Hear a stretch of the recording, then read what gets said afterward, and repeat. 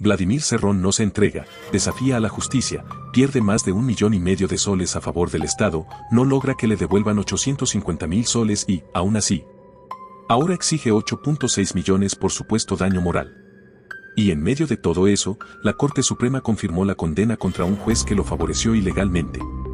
Ese es hoy el momento judicial y político de Cerrón, un prófugo que se presenta como víctima mientras los golpes se le acumulan. Uno de los hechos más graves es la condena contra Alain Salas, el juez que favoreció a Cerrón con un habeas corpus improcedente. La Corte Suprema confirmó que admitió y resolvió una demanda para anular una sentencia que todavía no era firme. Es decir, intervino donde la ley no se lo permitía. La justicia concluyó que no fue un error cualquiera, sino prevaricato, una resolución abiertamente contraria a la ley. Y el caso se agrava todavía más por la defensa de ese juez. En su intento por anular la condena, Alain Salas quiso echarle la culpa al secretario judicial. Dijo que no conocía el verdadero estado del proceso y que no se le podía exigir más diligencia. La Sala Penal Permanente rechazó esa excusa y recordó que el juez es quien debe verificar personalmente los requisitos legales antes de resolver. Además, dejó constancia de que no era la primera vez que se le advertía por conductas similares. Mientras tanto, otro golpe caía sobre Cerrón.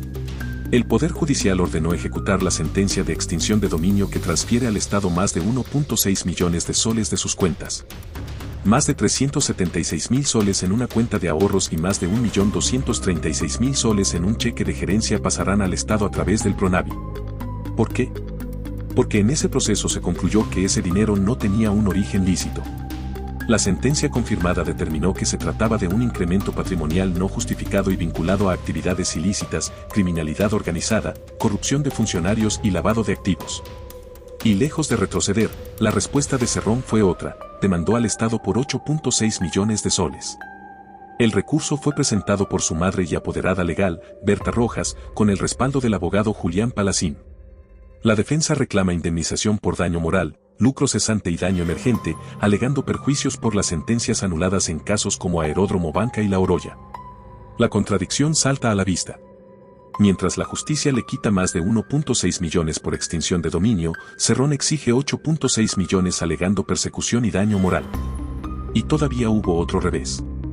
El Poder Judicial declaró que el caso La Oroya no ha prescrito y ratificó que no se le devolverán los 850.000 soles que pagó como reparación civil.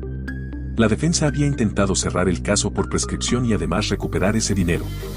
Pero la Sala de Apelaciones le dio la razón a la Fiscalía, habrá nuevo juicio oral y la reparación civil sigue vigente.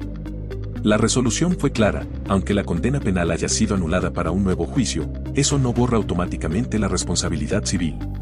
Por eso, Cerrón no recupera esos 850.000 soles y seguirá afrontando ese proceso.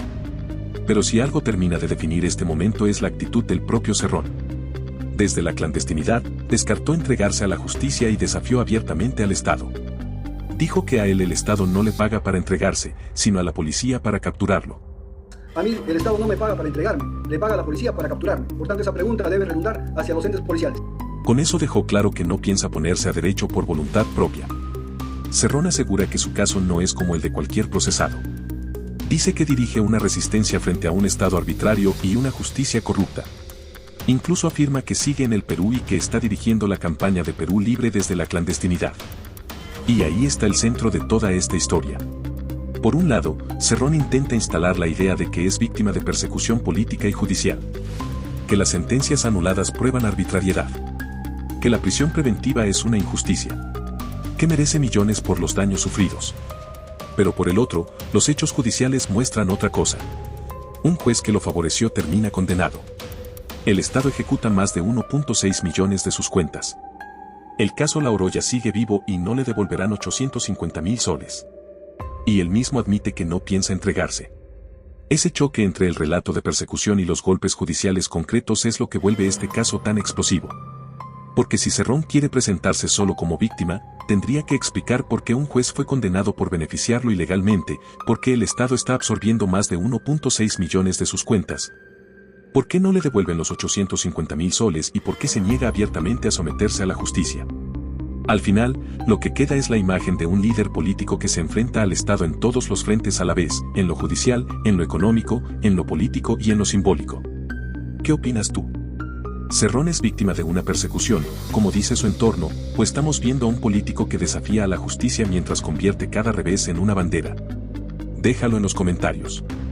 Y suscríbete a Las Últimas, porque aquí subimos videos todos los días a las 8 de la noche, con contenido gratuito para que estés informado de la verdad.